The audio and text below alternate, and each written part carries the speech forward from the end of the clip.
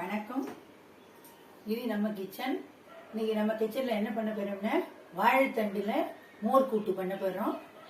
இதுக்கு என்ன தேவை அப்படின்னாக்க தேங்காய் எண்ணெய் வேணும், கடுகு, உளுத்தம்பருப்பு, மிளகாய் வத்தல், கறிவேப்பிலை இதெல்லாம் தாளிக்கிறதுக்கு வேணும்.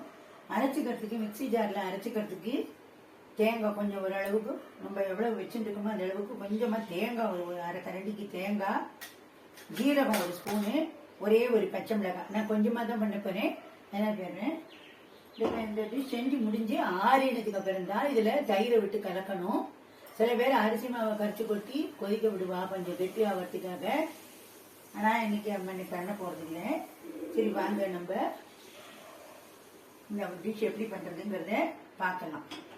இப்போ நம்ம என்ன பண்ணணும்னா, நான் இந்த மிக்சி ஜாரில் தேங்காய் கொஞ்சம் இந்த அளவுக்கு, இந்த இதில் பாதி அளவுக்கு தேங்காய், ஒரு பச்சை மிளகாய், ஒரு ஸ்பூன் ஜீரகம் இதை அரைச்சி வச்சுருக்கேன்.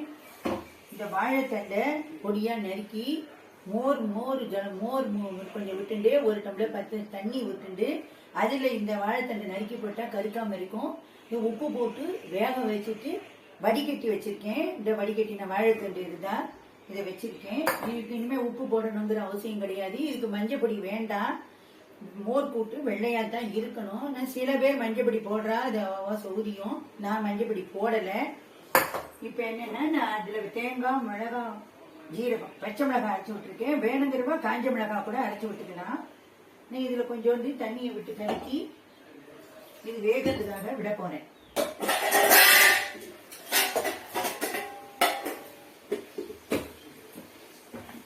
இப்படி நல்லா அந்த மிக்சி ஜாரை அலம்பி அதையும் சேர்த்து இந்த தண்ணியும் சேர்த்து இதில் விட்டுக்கோங்க. இப்போ இதை நம்ம நல்லா ஒரு கொதி விடணும். இந்த அடுப்பில் வச்சு நான் கொதி விடுறேன். இந்த இடத்துல யாரும் சாப்பிட மாட்டேன், ஒரு ஆளுக்கு தான் தேவை, அதனால தான் இதில் வச்சுருக்கேன்னா.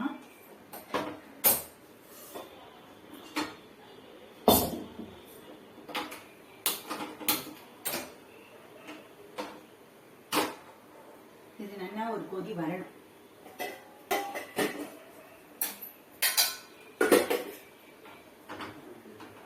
இந்த மாதிரி மோர் கூட்டு நிறைய காய்கறிகளில் பண்ணலாம், சவுச்சனில் பண்ணலாம், நூல்கோலில் பண்ணலாம், எதில் வேணாலும் பல காய்கறி போட்டு கூட மோர் கூட்டு பண்ணலாம்.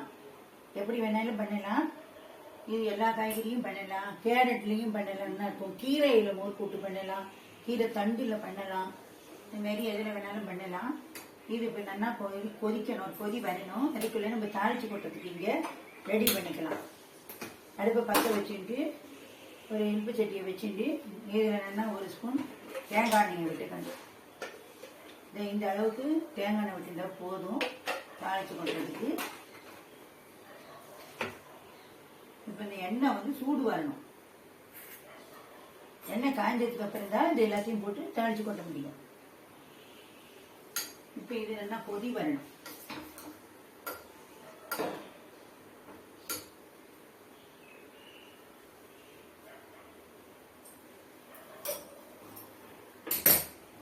இதுலேயே இந்த மாரி மோர் கூட்டு பண்ணலாம். வாழைத்தண்டில் அவியல் மாரி பல காய்கறிகளோட இது சேர்ந்தாப்புல போட்டு பண்ணலாம். அவியல் பண்ணலாம், ரொம்ப நல்லா இருக்கும். மோர் கூட்டு பண்ணலாம், மோர் குழம்பு வைக்கலாம், நிறைய பண்ணலாம்.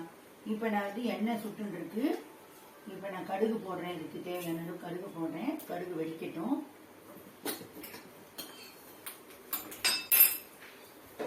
இப்போ இதுன்னு கொதி வரப்போகுது. கொதி வரட்டும்.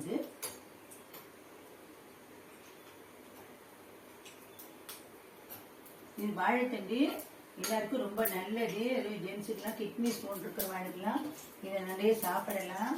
ஸ்டோன் இல்லாத வாழையும் சாப்பிட்டாலும் வராமல் இருக்கும். கிட்னிக்கு ரொம்ப ஃப்ரெண்டு இது இந்த வாழைத்தண்டு. இப்போ கடுகு நல்லா வெடிக்கிறது. இதில் 2 உளுத்தம்பருப்பு போட்டுட்டேன். இதில் 2 மிளகாய் வத்தலையும் போட்டு கருவேப்பிலையும் போட்டு இது நல்லா கொதிச்சுருக்கு. இது நல்லா கொதிக்கிறது. தயிர் இப்போ விடக்கூடாது. இது நம்ம வறுக்கணும். உளுத்தம்பருப்பு கலக்கிற அளவுக்கு வறுக்கணும்.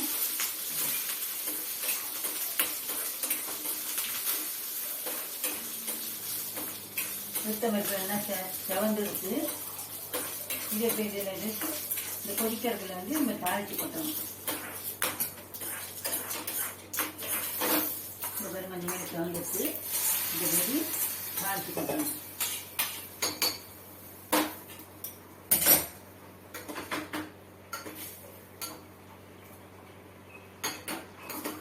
கொதிக்கிறது.